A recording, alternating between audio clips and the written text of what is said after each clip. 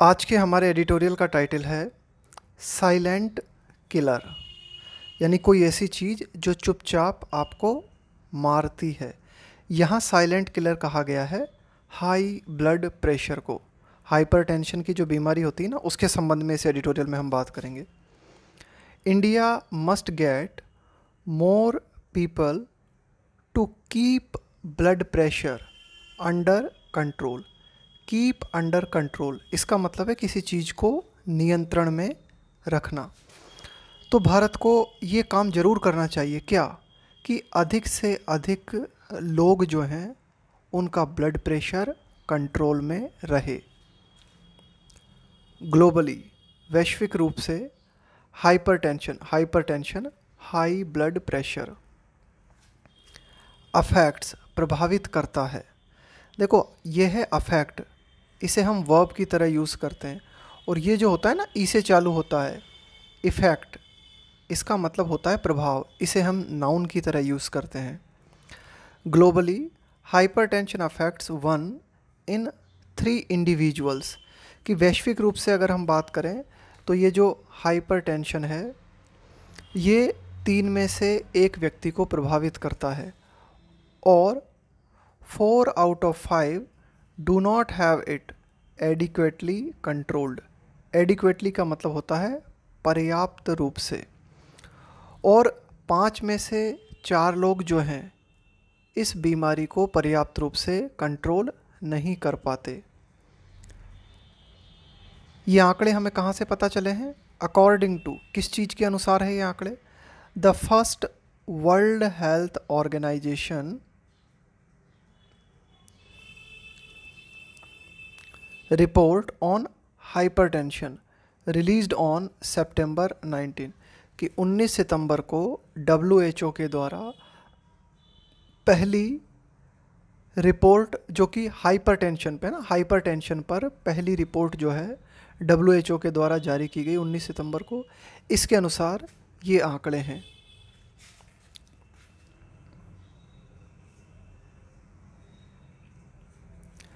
It is a grim reminder that, grim का मतलब होता है एक्सट्रीमली बैड, बहुत ही ज़्यादा चिंताजनक, है ना, without hope. It is a grim reminder, reminder मतलब कोई भी ऐसी चीज़ जो आपको किसी चीज़ की याद दिलाए। That countries have done little, little का मतलब होता है न के बराबर, इसका प्रयोग करते हैं हम नेगेटिव सेंस के लिए। To keep the biggest risk factor for death and disability. अब देखो, keep under check, keep under check का मतलब है किसी चीज़ को कंट्रोल में रखना। तो ये बहुत ही ज़्यादा चिंताजनक है कि जो भी देश हैं उन्होंने कुछ किया ही नहीं है, या फिर न के बराबर किया है कंट्रोल करने के लिए, ना, कि मतलब इस चीज़ को वो कंट्रोल नहीं कर पाए हैं। किस चीज़ को? The biggest risk factor for death and disability, कि लोगों में डिसेबिलिटी और डेथ का जो सबसे बड़ा कारक है उसे कंट्रोल में रखने के लिए देशों ने न के बराबर किया है। ये बहुत इस बात की याद दिलाती है ये WHO की रिपोर्ट। डेस्पाइट, के बावजूद, the easy availability of inexpensive medicines. Expensive का मतलब होता है जो बहुत ही महंगा है, इनएक्सपेंसिव इसका जस्ट अपोजिट है। कि डेस्पाइट, के बावजूद, कि इनएक्सपेंसिव मेडिसिन्स की आसानी से उपलब्धता के बावजूद भी देश इस बीमारी को ठीक तरह से कंट्रोल नहीं कर पाए। ये बहुत ही ज़्यादा चिंताजनक है।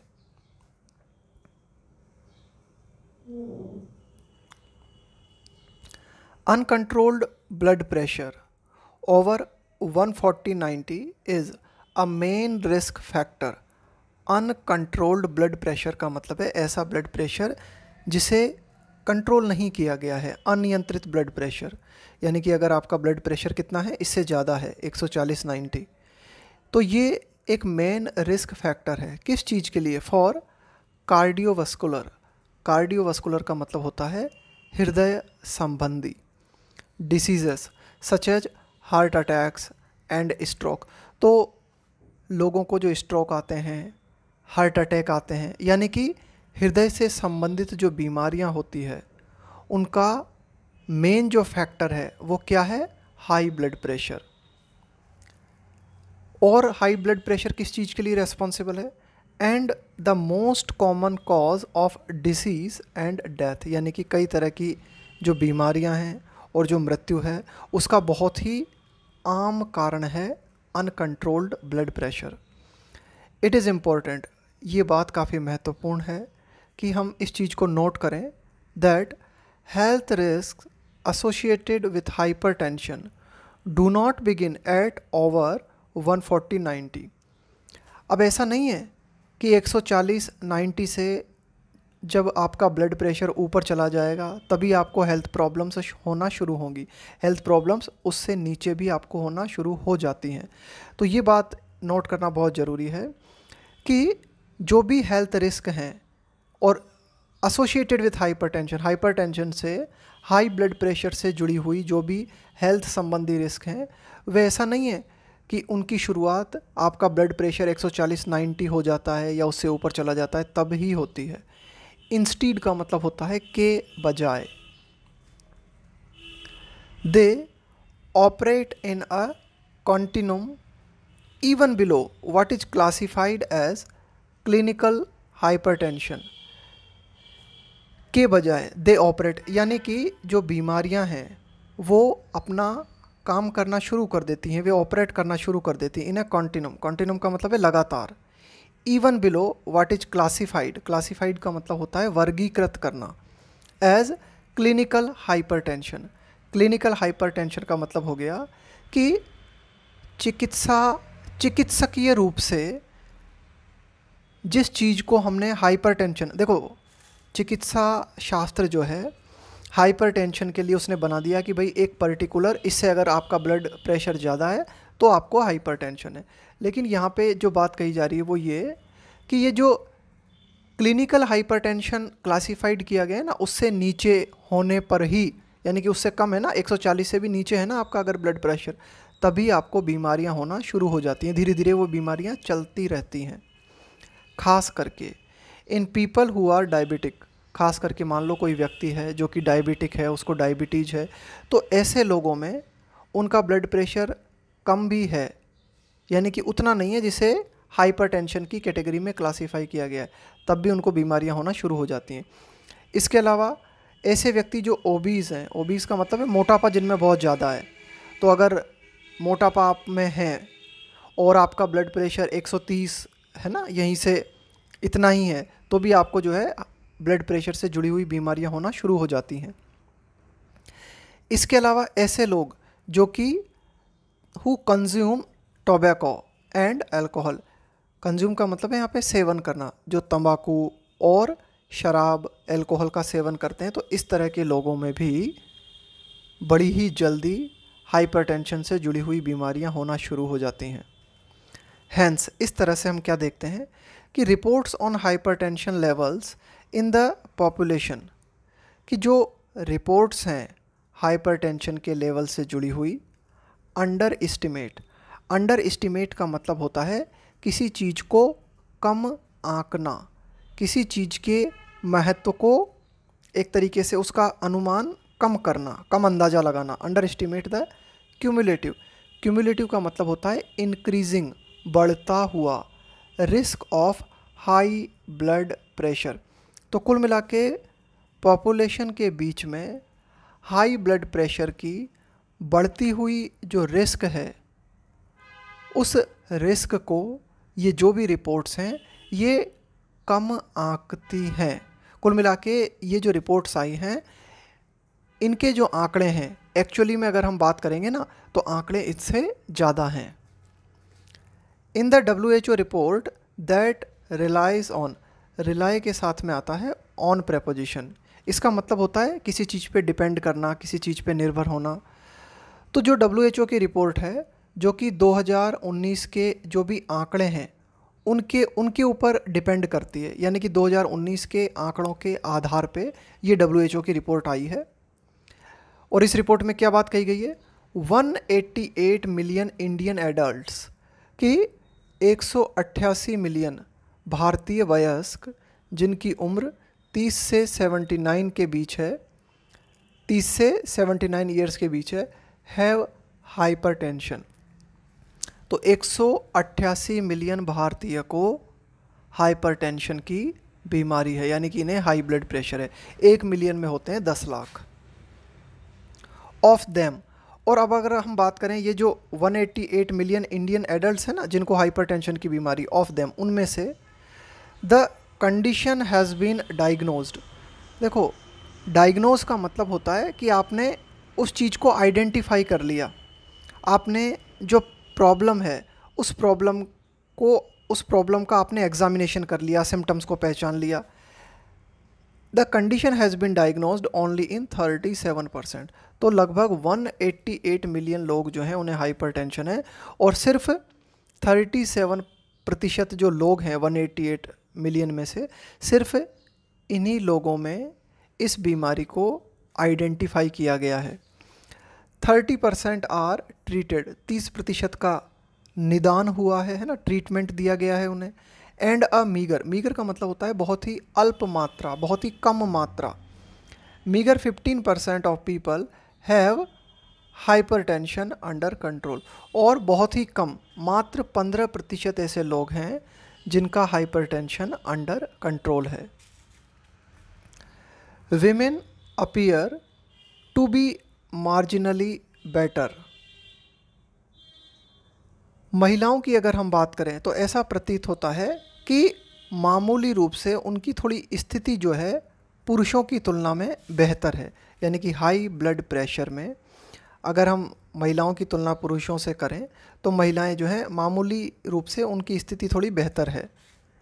In having the condition diagnosed, है ना, in having the condition diagnosed, कि हाइपरटेंशन की अगर किसी महिला को कंडीशन है तो उसका डायग्नोज पुरुष की तुलना में जल्दी हो जाता है ना, मामूली जल्दी हो जाता है। इस तरह के आंकड़े हमारे पास हैं। तो डायग्नोस हो गया तो फिर ट्रीटमेंट भी हो जाएगा, और इस तरह से ट्रीटमेंट हो गया तो फिर वो ब्लड प्रेशर जो है वो अंडर कंट्रोल रहेगा। बेस्ड ऑन स्केची डेटा, देखो स्केची का मतलब होता है एक तरह से इनकम्प्लीट। स्केची का मतलब है कि भाई ये पूरी तरह से कंप्लीट नहीं है, पूरी तरह से पर्याप्त नहीं है, एक तरह से लिमिटेड डेटा जो हैं, जो कि भारत के विभिन्न पार्ट्स से हमें प्राप्त हुए हैं, उनके आधार पे स्ट्रोक इंसिडेंस का मतलब है किसी भी तरह की कोई घटना,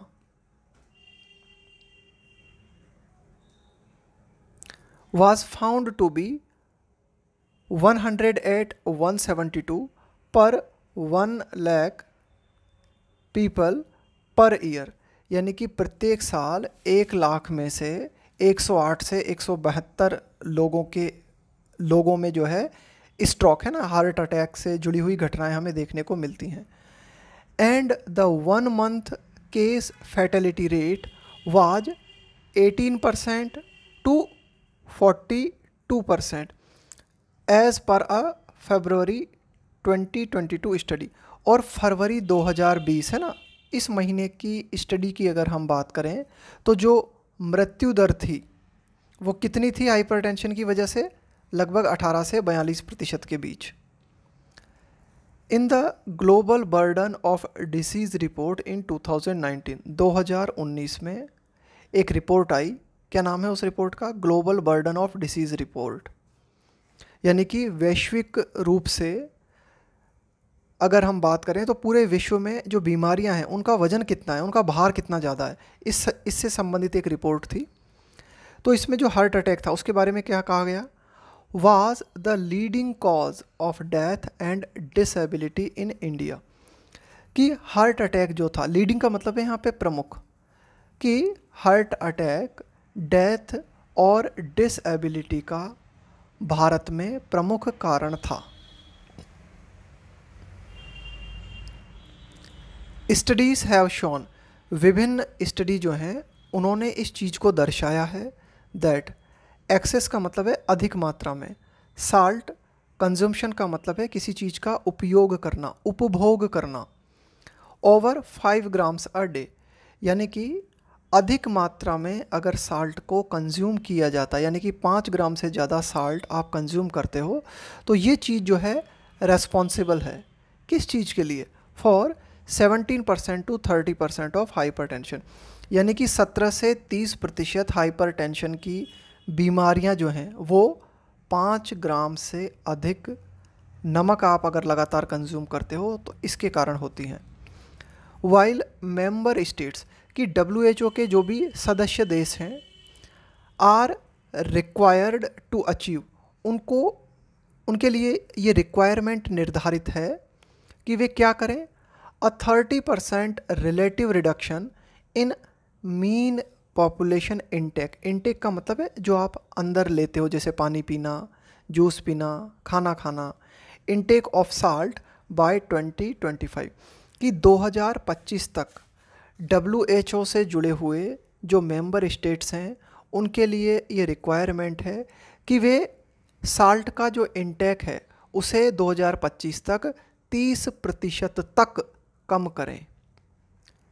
इंडिया इज़ येट का मतलब है अभी किया नहीं है, करना है।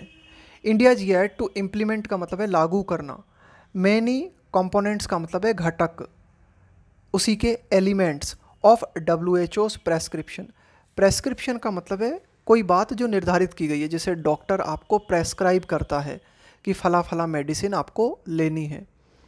टू कट डाउन का मतलब है कमी करना, साल्ट इनटेक। तो देखो WHO ने तो निर्धारित कर दिया कि भाई ये डायरेक्शंस हैं और इन डायरेक्शंस को फॉलो करते हुए जनसंख्या के बीच में 30% तक आपको क्या करना है? साल्ट का जो कंजम्पशन है उसको कम करना है। लेकिन भारत को WHO ने जो भी प्रेस्क्रिप्शन दिए हैं वे अभी तक भारत ने लागू नहीं किए हैं, यानी कि साल्ट इनटेक को कम करने के लिए WHO के द्वारा जो निर्देश दिए गए हैं उन निर्देशों को अभी भारत को इम्प्लीमेंट करना है, यानी कि अभी ये दिशा निर्देश जो हैं पूरी तरह से इम्प्लीमेंट नहीं हुए हैं। अ study in 4 Indian states published in 2021 कि 2021 में एक अध्ययन जो है वो प्रकाशित हुआ था, और वो जो स्टडी किस चीज़ की स्टडी की गई थी? 4 भारतीय राज्यों की। उस स्टडी में ये पाया गया, found high salt and sugar content in packaged food items. इस स्टडी ने ये पाया कि जो भी पैकेज्ड फूड आइटम्स होते हैं उनमें ज़्यादा मात्रा में शुगर और ज़्यादा मात्रा में नमक होता है। मेकिंग बनाना, निर्धारित कर देना। फ्रंट ऑफ पैक कि कोई भी चीज़ जब पैकिंग की जाती है तो उसका जो सामने वाला हिस्सा होता है, अभी क्या होता है आपने ज़्यादातर देखा होगा कि कोई भी चीज़ की पैकिंग होती है ना तो उसके बैक साइड में न्यूट्रिशन वैल्यू लिखी होती है। तो ये यहाँ पे कह रहे हैं कि भाई ये जो न्यूट्रिशन वैल्यू लिखी जाती है उसे फ्रंट पे लिखा जाए। Making front of pack nutrition labelling है ना। मैंडेटरी का मतलब होता है कि भाई ये चीज़ कंपलसरी है, मैंडेटरी का मतलब है कंपलसरी। तो कुल मिला के जो लेबलिंग की जाती है कि कोई भी चीज़ आपने बनाई, उसे आपने पैक किया, उसके ऊपर जो आप लेबल करते हो ना, न्यूट्रिशन लेबलिंग करते हो, तो उस न्यूट्रिशन लेबलिंग को कंपलसरी कर देना चाहिए कि वो फ्रंट ऑफ पैक पे की जाएगी। एनकरेजिंग, इसके साथ ही साथ इस बात के लिए एनकरेज करना, यानी कि प्रोत्साहित करना। किस चीज़ के लिए प्रोत्साहित करना? Reformulation of foods to cut down salts कि नमक को कट करने के लिए, यानी कि नमक में कमी करने के लिए इस बात के प्रति एनकरेज किया जाना चाहिए लोगों को, कंपनीज़ को, कि जो भी फूड्स आप बना रहे हो उसे आप दोबारा से रीफॉर्मुलेट करो, उसे दोबारा से बनाओ और उसमें साल्ट को कम करो। एंड रेजिंग अवेयरनेस, देखो यहाँ पे रेज अवेयरनेस का मतलब है अवेयरनेस को और ज़्यादा ऊपर उठाना, अवेयरनेस को और ज़्यादा बढ़ाना। In people to reduce salt intake should be urgently undertaken. Undertake का मतलब होता है कि किसी जिम्मेदारी को आप लेते हो, तो इस जिम्मेदारी को बड़ी ही अर्जेंटली लिया जाना चाहिए। किस बात को?